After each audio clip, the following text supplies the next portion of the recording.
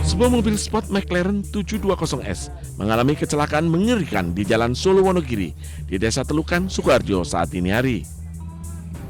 Semula kendaraan melaju dari arah Sukoharjo menuju ke Solo. Sampai di lokasi, pengemudi McLaren oleng ke kiri menabrak pagar, tiang telepon, dan tiang listrik. Pemilik mobil yang juga penumpang Febrian Paundra Alditama yang merupakan kreator konten gaming mengaku kecelakaan tunggal akibat ban selip. Benturan yang keras membuat kendaraan mengalami kerusakan parah hingga badan mobil terbelah dua. Setelah kena lampu merah di Telukan, jalan sini, kemudian berjalan, menurut keterangan dari pengemudi sementara ini terjadi selip. Jadi bannya itu selip, tidak bisa menguasai kendaraan sehingga oleh ke kiri kemudian menabrak tiang. Akibat kecelakaan tunggal ini, 2 orang terluka dan dirawat di Rumah Sakit Indriati Solo Baru. Dari Sukoharjo, Jawa Tengah, Dia Sintia, iNews melaporkan. Allahumma salli ala sayyidina Muhammad wa ala ali sayyidina Muhammad, bahwa kita ini terus. Suasana haru menyelimuti warga saat peresmian jembatan Enang-Enang di Kabupaten Bener Meriah, Aceh. Ribuan warga tumpah ruah bersukacita lantaran jembatan akhirnya bisa dilalui setelah hampir 1 tahun tertutup longsor. Sebelumnya, lantaran tak kunjung diperbaiki pemerintah, warga akhirnya patungan hingga terkumpul 1 miliar rupiah untuk memperbaiki jembatan ini. Kami tahu kalau yang kami buat ini memang tidak layak, jauh tidak layak, Pak. Karena apalagi kami bukan punya alat, bukan punya arsitek. Ini hanya sebuah sumbangsih daripada masyarakat asal bisa lewat. Rencana perbaikan ini sempat ada, namun Badan Pelaksana Jalan Nasional BPJN memutuskan tak melanjutkan proses perbaikan dengan alasan kondisi jalan belum aman dilintasi. Kondisi sekali hujan, nanti ini akan dibawa semua. Jadi sampaikan kepada donatur yang mungkin sudah kasih uang, jadi itu sudah di-stop oleh saya dari BPJN, di-stop untuk kita akan pikirkan membangun yang ke depan. Itu aja. Jadi uang itu, berapa yang ada uang itu, Bapak mungkin bisa pergunakan ke tempat yang lain. Jembatan Enang-Enang merupakan urat tadi penghubung pantai timur dan dataran tinggi Gayo, sekaligus akses vital bagi ratusan ribu warga di wilayah tengah Aceh. Dari Bener Meriah, Aceh, Yusradi, iNews melaporkan.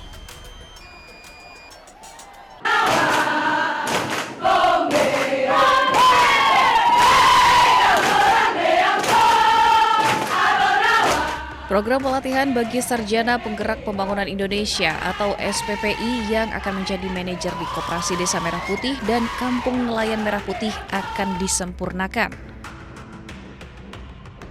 Pemerintah telah mengevaluasi secara menyeluruh dan memutuskan untuk mengubah konsep pelatihan dari yang sebelumnya berbasis latihan dasar kemiliteran menjadi pelatihan bela negara dan manajerial. Kami ingin menegaskan bahwa pemerintah menempatkan keselamatan, kesehatan, dan kesejahteraan para peserta sebagai prioritas utama. Kami mendengar, melihat, dan merasakan betul apa yang menjadi kekhawatiran masyarakat serta keluarga peserta. Tidak ada satupun tujuan program pemerintah yang lebih penting daripada memastikan anak-anak kita, para kader bangsa ini, dapat belajar dan berlatih dengan aman dan nyaman, serta optimal. Pemerintah juga menyebut langkah penyempurnaan ini diambil untuk memastikan program semakin tepat sasaran. Pemerintah juga optimis bahwa perubahan akan membawa angin segar. Tim Liputan iNews melaporkan.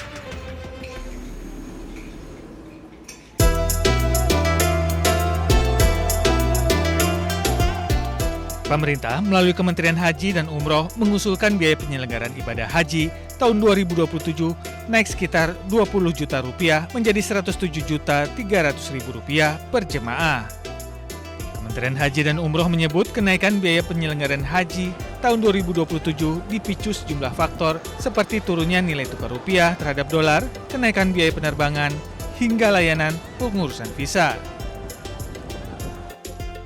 Namun biaya perjalanan ibadah haji yang dibayar langsung oleh jemaah tetap sekitar 40% dari total BPIH. Sedangkan 60% sisanya akan ditutup dari nilai manfaat yang dikelola Badan Pengelola Keuangan Haji. Hal ini disampaikan Menteri Haji dan Umroh Muhammad Irfan Yusuf saat rapat kerja dengan Komisi 8 di Gedung DPR RI, Senayan, Jakarta. Kita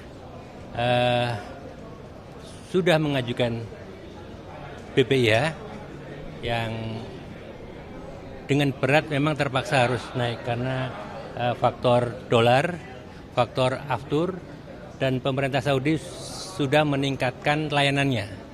Artinya apa? Otomatis akan menambah harganya juga. Penetapan angka ini berdasarkan item-item itu rasional sekali. Maka Komisi 8 akan mencoba nanti merubah dasar penghitungan, tetapi tetap pelayanannya bisa ditingkatkan. Dari Jakarta, Bagus Prasetyadi Laksana, Anyus melaporkan.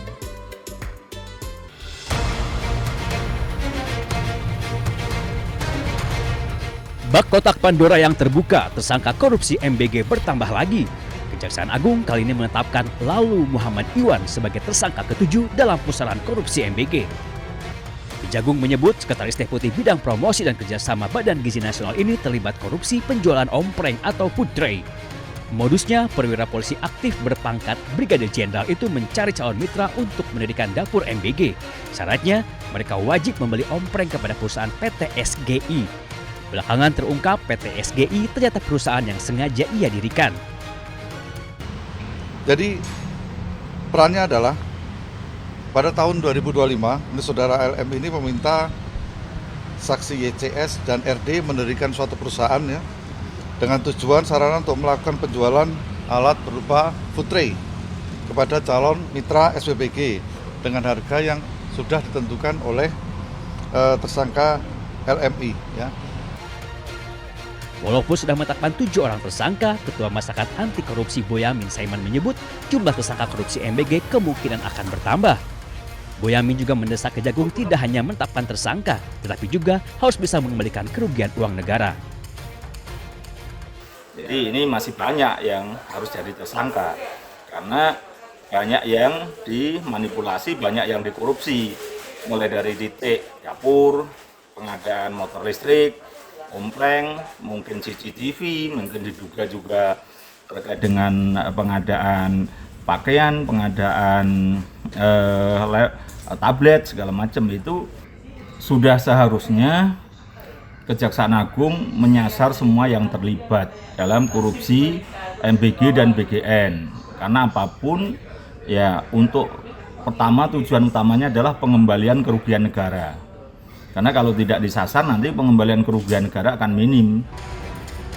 Penetapan Lalu Muhammad Iwan menambah jumlah petinggi Badan Gizi Nasional yang menjadi tersangka pencuri uang MBG.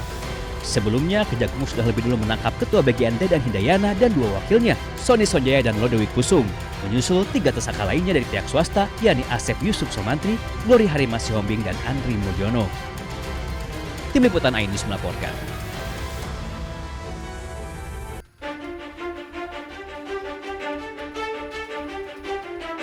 Setelah Kejagung menetapkan polisi aktif berpangkat Brigadir Jenderal Lalu Muhammad Iwan sebagai tersangka korupsi MBG, Korps Adiaksa menyebut ada dugaan keterlibatan oknum anggota TNI aktif dalam pusaran korupsi MBG.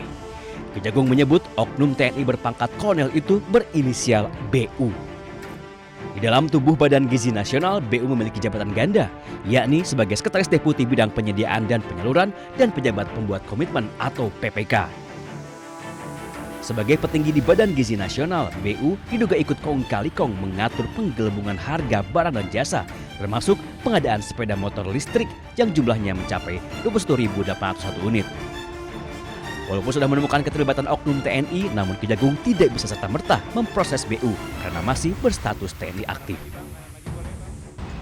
Penanganan terhadap oknum tersebut, yaitu saudara BU, itu dilaksanakan secara koneksitas bersama dengan penyidik pada Jaksa Agung Muda Militer. Jadi perkara itu termasuk sepeda motor ya, pengadaan sepeda motor itu karena ada keterlibatan oknum TNI aktif. Mendengar anggota yang diduga terlibat korupsi MBG, Mabes TNI langsung buka suara. Kapuspen TNI Brigjen Muhammad Nas menyebut terkait masalah BU akan berkoordinasi dengan Kejagung. Jika terbukti korupsi, maka BU akan ditindaklanjuti sesuai ketentuan hukum.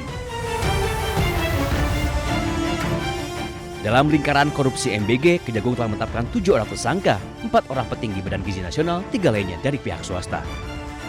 Tim Liputan Ainus melaporkan.